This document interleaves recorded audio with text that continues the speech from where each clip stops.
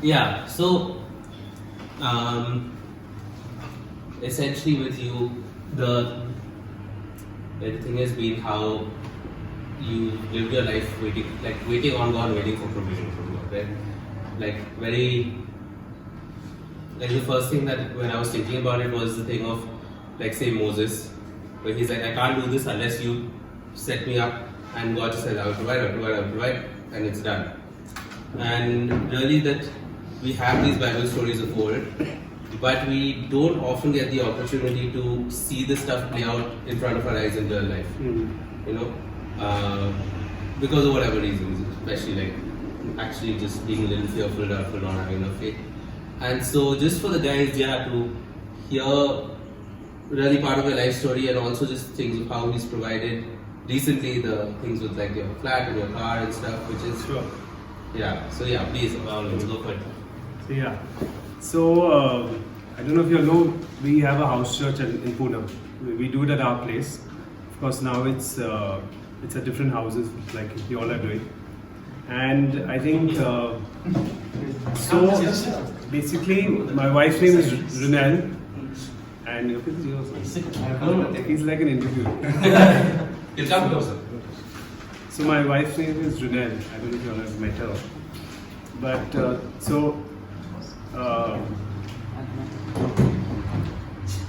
me think where to start from. How many minutes do I have? You take your time. Take my time.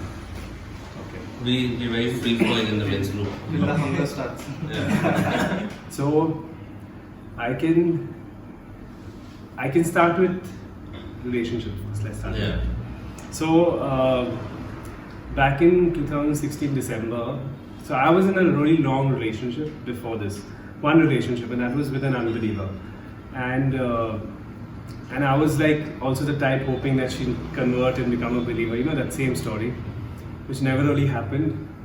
And then eventually it came to a time where I was like, God, I want what you want, and I want a believer in my life. And then there was a period of just waiting on God. And then it got to a point where, you know, God always takes his time, and we are very impatient. And so in December, around my birthday time, I told God, this was in 2015.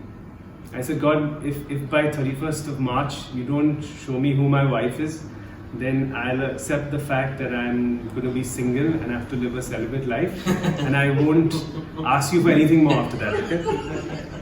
But I said by 31st March, and that was fine. Then Christmas happened and all, and that was the time I came to know Prema had moved. She was in Bombay, and we got to know in Jan that she got baptized.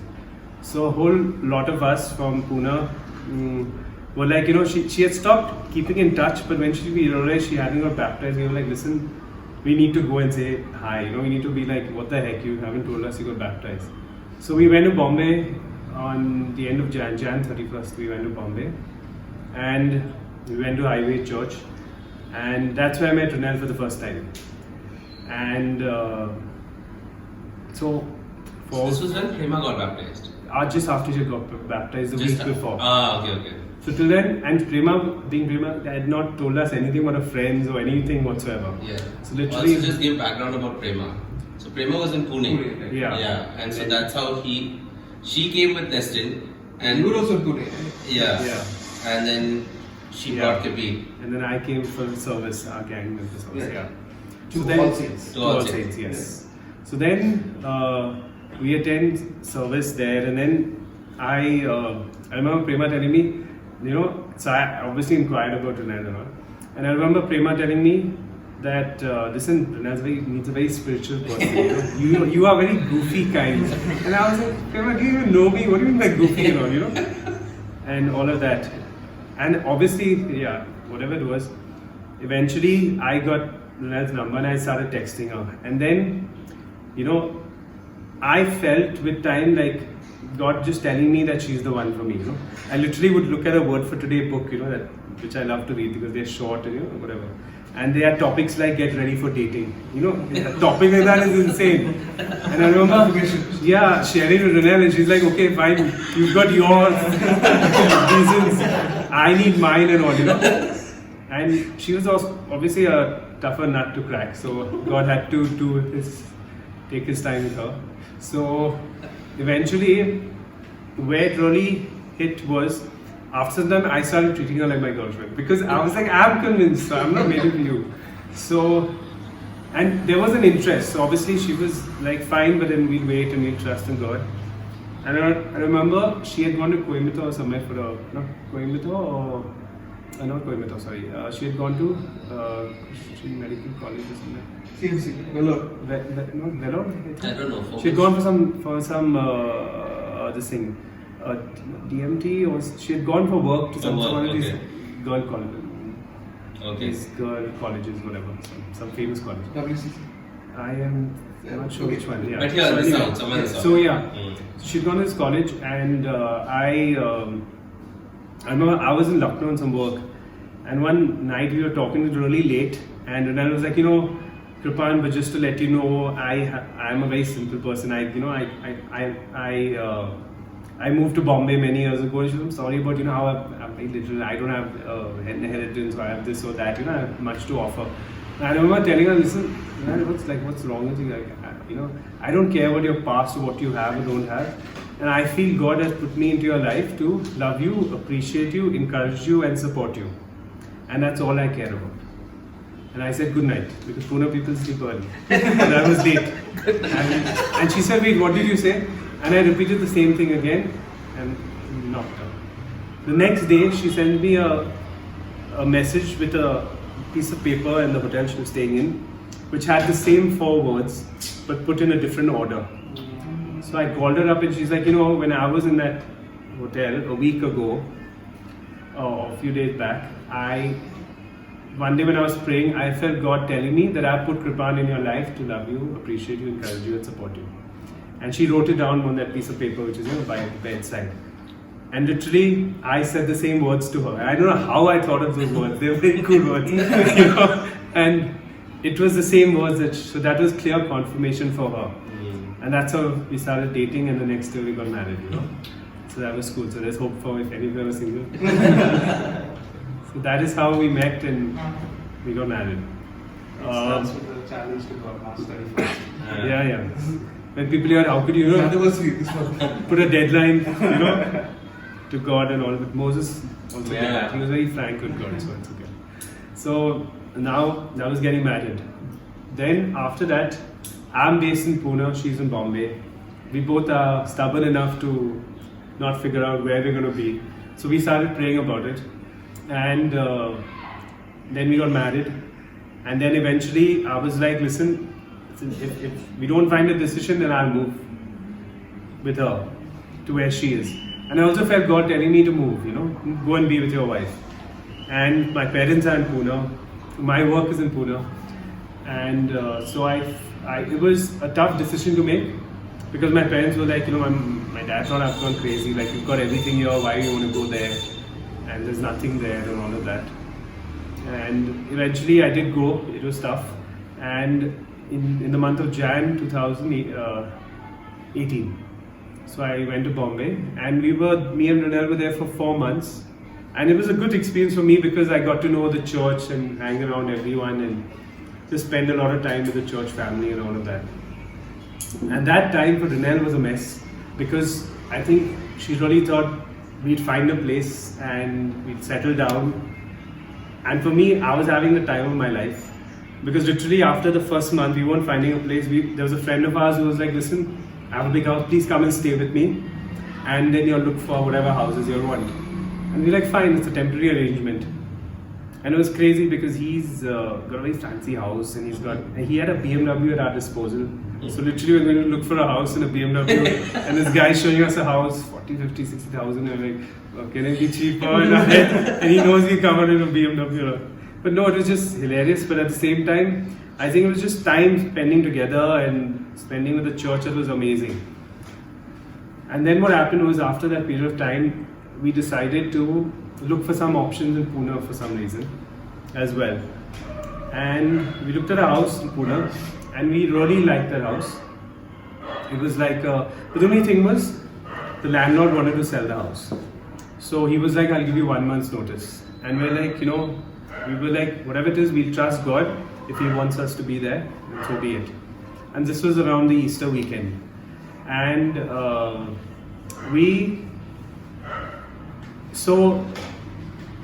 I was at Luke's place the weekend around that Easter weekend. I lost my voice, which is, I've realized is happening a lot when I'm around Luke. And the next day, Renelle had a aunt of hers, or a friend's mother actually, who was coming down from Calcutta, and she wanted to meet me. And here I am thinking, I've lost my voice, I can't talk to her. So, sorry, to backtrack a bit. So Easter weekend, Monday morning, I'm supposed to go to Pune, give the landlord a token, and just to confirm the house thing. So going back to Friday, I lose my voice. Saturday, I go for this party in the evening, eventually, because I'm like, okay, it's Bengalis, they make good food, I'll just go for a little while and all of that. And Renelle told me it's just a few people, so I said, fine, I'll just go meet this aunt of hers, friend's mom, sorry. And so I go over to this place, and there's a full-on party going on. And you enter this house, and then I meet this friend's mom, and then she introduces me to another gentleman, this tall guy, he's drinking a glass of beer and all. And he's like, and she says, this gentleman is also from Pune. So his name is Brian. And so I'm introduced myself, and he said, oh, you're from Pune. So he said, what are you doing in Bombay? So I said, we're looking for a house. In fact, we're going to finalize a house in Pune. He said, I have a house in Pune, and you can have it, but on one condition. You can't sin in that house. Now I'm like, what does he mean by sin? Because he's drinking a beer, so it's clearly not that. So what does he mean by sin? He says, my uncle is a bishop. So I said, Pune is really small. So who's your uncle? So he said, this is Bishop Valerian Valley. He was a very famous bishop in Pune. He was the bishop for almost 40 years. And so I said, my grandmother was his secretary for almost 15-20 years. So he was like, who's your grandmother? So I said, Marjorie Fonseca and Dawn Fonseca, they're my grandparents. He said, of course I know your family. So he said, you know what, let's finalize right now. And he gave some ridiculous amount. He said 15K and you can have the house. So I'm like, okay, but Brian, do you have any pictures of the house? He said, no. He said, it's a bungalow and there's a garden area. So I told him, I'm a landscape architect, and I showed him some of the things I did. He's like, listen, you can have the house. Why don't you? So I said, what I'll do is Monday morning, I'll go and have a look at the house. I'll push this by Tuesday and I'll let you know. He's like, yeah, cool. I've got my aunt who stays upstairs, but the bungalow is yours. And let me know if something should be done. You want to pay deposit, pay. You don't want to pay, don't pay. And tell me that something has to be done. So it all sounds surreal, okay? And I'm not drinking, he's drinking. So then I come back. So Monday morning I go to Pune. His bungalow is in the heart of the city. It's a stone bungalow built in 1939. So it's a beautiful bungalow, And we go in, Renelle's on video call, I show the bungalow, ground floor, so I'm already sold by it. And then Renelle says, listen, he was drinking, are you sure he didn't say 50 and not 15? And obviously the source will come because she's a Bombay girl, rents are high there. So I said, fair enough, so I give him a call. I said, see Brian, we really like the house. And it's a nice bungalow and all of that. It has to be done up a bit, but we're happy to take it. And he was like, yeah, 15K, go ahead. And ridiculous, it was so crazy because the bungalow we stay in, where we started service eventually, is the bungalow we've been in for 6 years. And May is the 7th year starts. And literally we are moving out of that bungalow by the end of April because we feel God calling us to move. So it will literally be like giving the land rest. It just so happens we didn't realize that before we decided to move, and also that this whole thing about church not being in our house, So that is actually 50% of the story. I'll share images with you all of the space. The other thing was when we entered this house. Now, being old bungalows, they look really beautiful on the outside. Inside are a little rundown if they're not upkept. And so when we entered this bungalow, there's an old sofa and bed, and there are 2 beds which are up and down. I thought you'd put some bricks or stuff under to get it to the same level. And because we're a married couple, we have a budget. We can't just start spending on the house immediately. And so, coming back to the Easter weekend, where Saturday we met Brian and this family. That weekend, assuming the previous house that we were looking at, what all we needed, there was a friend of Uday and Amina's who was getting rid of stuff in our house, and she said she's got some really nice stuff, but she wants to renovate, so just come to have a look. So we were going to a house on Sunday. We went to a house on Sunday, and she took us through her house, and her house is basically the 8th, 9th and 10th floor, which overlooks the sea, in a very posh area. And she had some fantastic stuff in her house, and at that time she told us, listen, if there's anything you want, just take it. And I remember we were like, what do you mean by just take it? Like, we want a few things, the bed, or she had a really nice fridge and just 2-3 things, assuming we're going to be living in another house, right? And she was like, listen, I don't want any money for it. Just take it. If you all don't want to take it, I'm going to give it to charity, to my watchman, someone, but I need to get rid of everything in this house because I'm going to get some French architects in to redo the entire house. So then we chose a few things, and then then on Monday I go and see this house, and then we get back to and say, if there are a few more things, we wouldn't mind a few more things. And literally we got the packers and movers to take some stuff, and while the packers and movers were there were things like, she said, this computer table and chair, please take it, give it to someone on the way, give it to your friends, whatever, take it. And literally more than what we wanted, we got in that truck. And when it came to our house, it fit in so perfectly that we've never moved anything since then. Literally everything we needed. Like, I have this one marble table which took 13 men to lift. And it must be with my brother being in this field of work, he was like, that table's almost 7-8 lakhs. This lady gave stuff for free.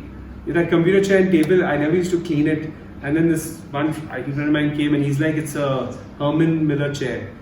And he's like, dude, these chairs are really expensive. And on Amazon it starts at 1,25,000. I started cleaning it after that. I thought it was a simple chair, It was just crazy. But to think that not only God gave us this super fancy house, He provided for everything in it down to the smallest detail. I didn't ask for those things, but eventually I'll have to buy a chair, a table, a rack, or whatever it was. So, and then we're thinking, God, what do you have in mind that you've blessed us like this next level, okay? We didn't ask for this. We didn't ask for such comfort or anything. And then church started in our house. And it was like we just opened our house to it. We never knew church would start in our house. And people started coming. And every Sunday, we'd have new people coming in. And all we did was make sure our house was open. And God was like moving in such a powerful way that today we have up to 40-45 people on a Sunday in our house, which is huge. And the whole group from 2 years ago is completely new also, like they've come, they've moved, they've gone here and there, traveled. And we've had some friends, Australian guys, who was Irani guy, who was a Muslim, who used to come for service because he liked hanging out, just the community, just the food. And literally it was a matter of time. He got to know God here, and he's moved to Australia. But they had such amazing experiences of people, and just who really needed God, and how God brought them.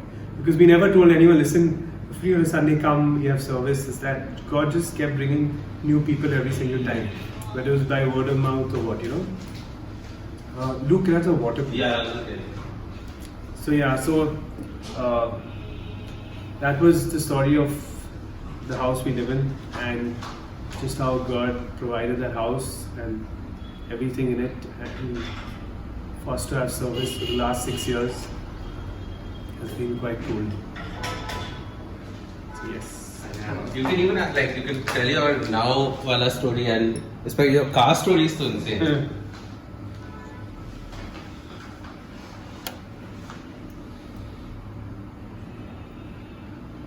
Yeah. So we move into this house, and now I know I'm married. I need a car. My wife is very fancy, so I can't expect her to, because when you come from Bombay, you're really spoiled. So I can't expect her to wear a raincoat because her hair will get spoiled. And so I don't know. Jokingly one day I said, listen, let's just sell this marble table and get a car. And she's like, I was like, it's a wooden one. You don't need a 6 lakh table. She's like, what? Never. If God could provide so much for us, why wouldn't we take care of the car? Yeah. And I was like, yeah, that's true, but whatever. So at that time, I think a month later, my brother was getting rid of his car. It was a Swift, an older Swift. And so it was good for us because we're just starting with marriage and life. And so that worked well in our budget. And we took that car. And then last year, we decided to get rid of the car because it was getting really old and higher maintenance. And so we had saved up a bit and we decided to get the Hyundai Verna. And so it's especially because my parents were in the army, so to the canteen it's much cheaper. So we booked the car and it was a 6-month waiting period. And so I sold my car, and then after 6 months, the guy told us another 6 months. So we're like, listen, we can't wait anymore. We're going to just go for a second hand if required. And then my brother tells me, listen, the Seltos, the new models come out, it's getting released. Why don't you book that? It's a refundable amount. Now our budget maybe about 10 lakhs. Okay? And in the canteen, everything's at least 2.5 lakhs cheaper. And then, so I'm like, that car. Huh? Canteens have cars? Yeah, they have cars. So, Yeah, I only know canteens for booze. good cars. We'll talk about that too. So then so my brother's, so the Seltos are expensive cars, starts at some 12-13 lakhs, almost fully loaded. And for some reason, my wife is like, I want an automatic. So I'm like, that's worse. You can't even look at the basic model anymore. And she doesn't drive. Yeah, that's right. So yeah, so for some reason my brothers, it's things like, you don't book it, I'll book it, let's see if it's completely refundable deposit of 5k or whatever. And I was like, okay, fine. So we just went and booked it on the 3rd of August. And we were like, we'll just book it, and in any case we'll figure out our finances. By then, we're going to go for a second hand or whatever we have to go for. And I told that guy one thing, I said, see, if there's any cancelled bookings or anything like that, or a demo car, a good demo car, just let us know. And we'll give you some commission on that. So he said, cool. This guy calls me on the 9th of August to say, there's a car of your specification available because there's been a cancelled booking. Would you be interested? You just need to have the finances ready. And I'm like shocked. This is like 1 week from the 3rd of August. And I'm like, I thought by October, November, if at all, we'll have enough time to decide. So I call my brother, I'm like, listen, we need to cancel this booking because he's telling me to pay, and I think it was 16 lakhs that time. So I got 1 lakh for my Swift. So it was like, I was like, this is my eldest brother's Kunal. I said, he said, if your fans are ready, there's a cancelled booking. He's like, go for it. So I was like, what do you mean go for it? I was like, Kripan, it's fine to get a fancy car. Then the maintenance, if tomorrow the car gets crashed, whatever, you need to, for the upkeep of the car, you need to keep in mind, you're willing to spend that kind of money. So my brother told me, Kripan actually, so he, by word of mouth, helped someone with selling some piece of land. Actually, basically, he had a friend who was selling a piece of land, and he told a friend of his about that piece of land, and so apparently it got sold. And the day before, around the 6th or 7th of that month, this friend of his transferred 10 lakhs into his account and said, listen, this is because that piece of land that I was selling got sold, so I just want to say thank you so much. And he transferred 10 lakhs to his account. So I called Kunal and he's like, listen, this 10 lakhs came in yesterday, I'm sending you 5 lakhs, just go and buy the car. So I'm like, okay, I'm telling you, like, we can't accept this. But at the same time, it's crazy because we've done the booking, this car is made available, and literally God has provided the need. Yeah. But we're still thinking like, but Seltos, are you sure? And then I just thought, and my brother was like, listen, just go for it, or I'm going to go and make a payment. And we had the finances, so literally we had just enough to make the payment of that car. And so we made the payment of the car, and on the 15th of August, it was home. And we had a friend of ours who waited 6 months to get that car. And he's like, in 1 week you got the car. So, it was crazy how God just did much more than we could have asked for, imagined, you know. And yeah. And My wife especially in said- this one, like the thing of that you don't have the finances, and it's not a small Yeah, one, no, but no, you- yeah. that move in faith to book it, that was like, oof, that was too good. Yeah, I still don't know why we did it. Yeah, that's what. It was like crazy. And literally in 2 weeks we had the car. Yeah. Who gets a Because car I had in sold 2 my weeks, car, man? yeah. It's unheard of. And out of when the Yeah, finances for ours it. are also was kind of like that. Yeah? Because we had sold off, we had a Swift also. Yeah. We sold off and we were like, oh my gosh, what do we do? We booked an Ertiga, we got it in, Ertiga is usually 3 months ish. Mhm. We got it in 4 days. Whoa. Same cancellation. Yes. Yeah, it was quite something. Yeah, nice. Do you have any questions on how to live like this?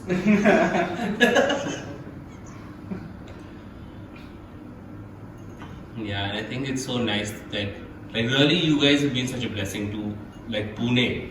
You know, like the whole, like 40 people, dude. It's not a joke. Yeah, considering it's not a church. Considering there's no signboard. There's We nothing. had place for 20, so I don't know how 40 even sit there. Wow.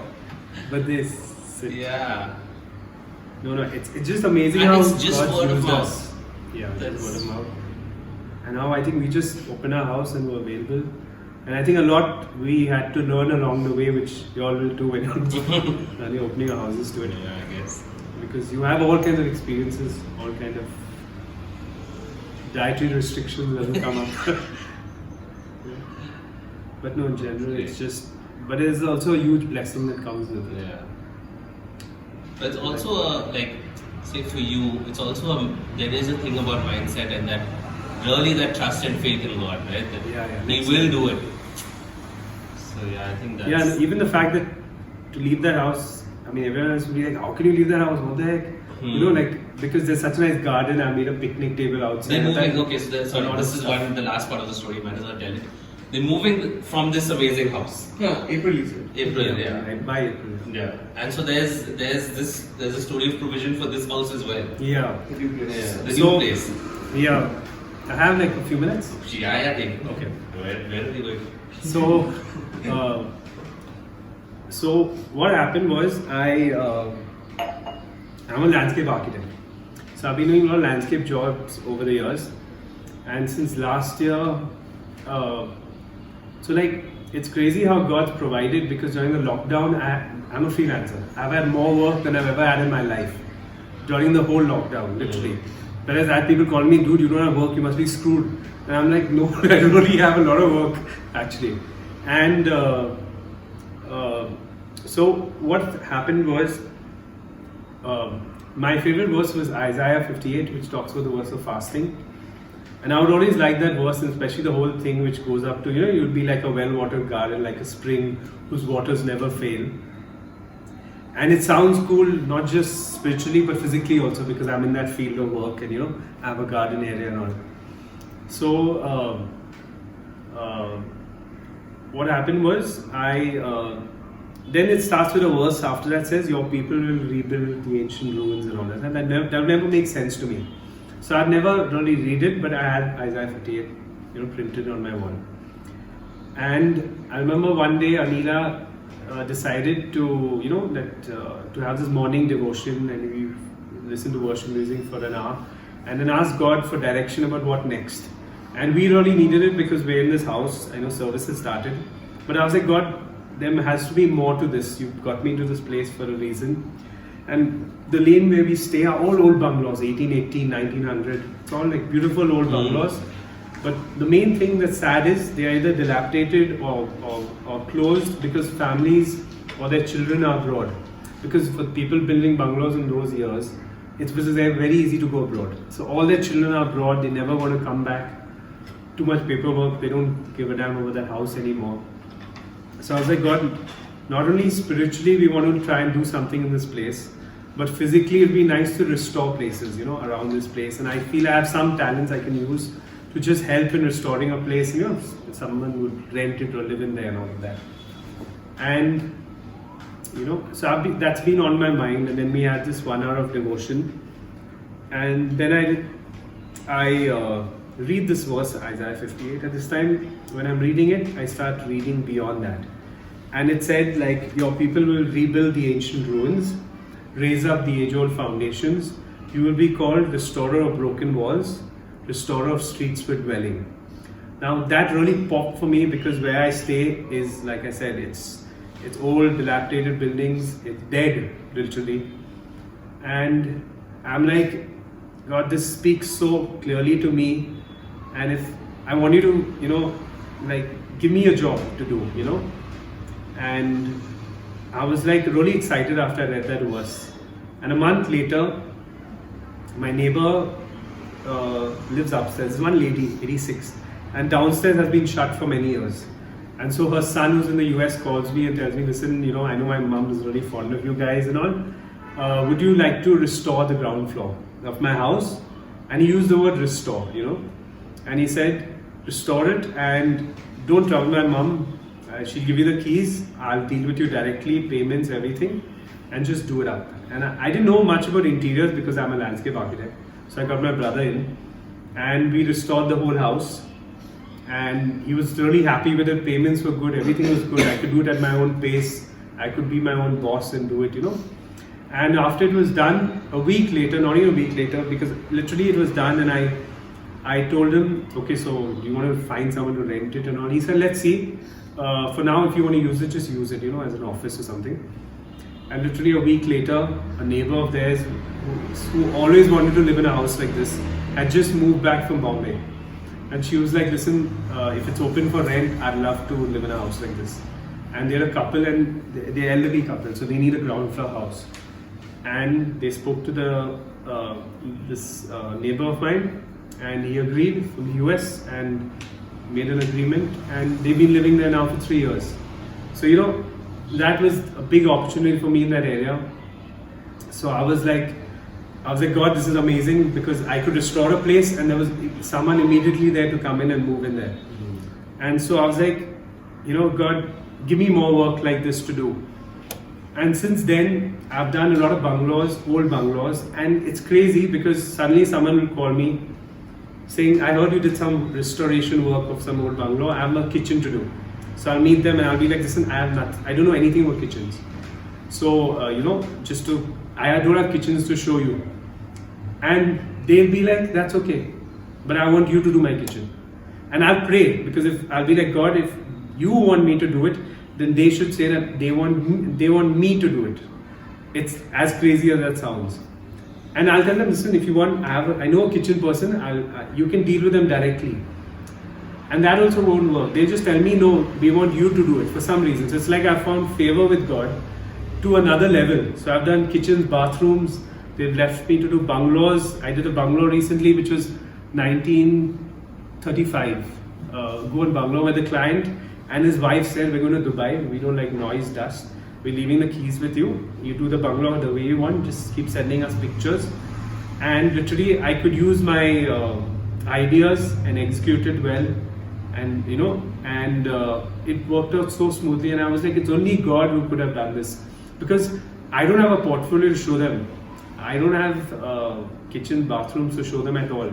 So since then, I've done in these last 1.5 years, I must have done at least 7-8 kitchens and almost 4, 5, 6, 7, about 12, 13 bathrooms. And no, almost 17, 18 bathrooms. So yeah, and so I've gone completely into interiors, renovation, restoration work. I'm hardly doing any landscape work now. And it's only God, I feel like, just calling me to do this restoration work. And I started as a landscape architect. So, it's like in this season, I feel we're all being called to do something very different. And I think just be open to it, because God will just lead you. And I mean, it's crazy. I would never ask someone who has never done a kitchen before. I ask him to show me all the pictures possible of work that he's done. But for people to randomly just say, I want you to do my bathroom, I don't know my kitchen.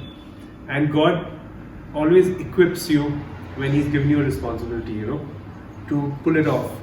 And that's what, I have a really good team. Just out of nowhere, they came together and they're reliable. and I can be here and the job is done, you know. And so I just thank God that I'm in this field and I'm enjoying it. It's been the last 1.5 years and it's a new season, and I'm very excited of what He has in mind. And yes, coming to what you said. So all this is happening, and then we decided to move, and my parents basically gifted us the house as an inheritance, you know. For my dad passed away, he wanted us to have a house of our own. And so there's this nice house, and it's older. It's an older house, like over 25-year-old building. And so since we're going to move into this 2 BHK, we were like, I want to do it up because I'm doing up houses and all. So I want to do it up with whatever way I can. But I knew the kitchen, bathrooms have to be done up, so it's going to cost quite a bit. And I have enough to just do one of them. And I was like, God, no, like I would really like to do that place, but I know you have a plan in mind, whatever it may be. So I'm going to trust you to do it. And I hadn't told my family that I'm moving. And I dropped my daughter to school. And on my way back, and I was like, you know, I read this story about Moses and how he was so open with God and he would wrestle with God and all of that. So I was like, if Moses was so open and frank with you, then even I want to be open and frank with you. So I was like, literally, I was like, what are you up to? Like, you know, you want us to move, and but what are you up to? Like, you know, in terms of what is your plan? Because I'm like, one is I'd love to do up the place, and you know, I know it needs some bit of work. We can't just move in just like that. And at the same time, I was like, God, I want you to give me one sign that is very clear that you want us to move. Okay, I know you've given me 3-4 signs already, but I want another sign, but I want it today. Okay, and just a sign that is very clear that you want us to move, even though you've shown me a lot of signs. And then I'm going home and I'm on my computer, I'm doing some work, and suddenly I get a message from my brother, and he's like, listen, you know, there was this one property that belonged to my dad's, and we were trying to sell that property. There was a case on that property, and he had found a buyer for it. And he said, listen, he just messaged me, hey, listen, there's that person who wanted to buy that piece of land, and so he's going to send me a check of 15 lakhs. So can you put it in your account and use it to renovate your house whenever you do? And I'm literally reading that message, and I'm like, my family doesn't even know I'm moving. And he's telling me that I should take that money and use it for renovating the house. Firstly, it's like, you know, I have 4 brothers. There are 3 brothers before me. Like, and I need to run through them also for, you know. But the fact that that message was so clear, I was like, it's not only God telling us to move, He's giving me the money to renovate. And literally, I can do it up so well. And it was like there's a need, and God's made it very clear, and He's provided for it. And we are happy to do it with whatever we have also. But God really gives us what we desire. He spoils us, more like it, in the best way. He knows what we need, you know. And it's so cool because I know my daughter's now 3. I want to do up her room in particular. I know I have to spruce up the house a bit before we move in. And just because it has no storage and other things. So it's just crazy how God provides and how we've seen Him provide over the years with all these incidents. And I think our lives are full of these incidents, and it's next level, you know, just what God has in store. And I think our expectations from Him are next level in terms of what He will do also, you know. So we're like, you know, I won't think twice about leaving this house because I'm like, listen, I'm more excited about what God's going to do next in the area we're in the season that we're in, you know. And yeah. So cool. So yeah, so that's some of it. Amazing. This stuff. Praise God. Really. Like, it's so cool to hear stories like this because it's like, God knows I've sometimes asked, but I've never got answers like this. you get an answer and the funds for it too. Yeah. Yes. It's really amazing. Cool. Thanks so much, Kripan.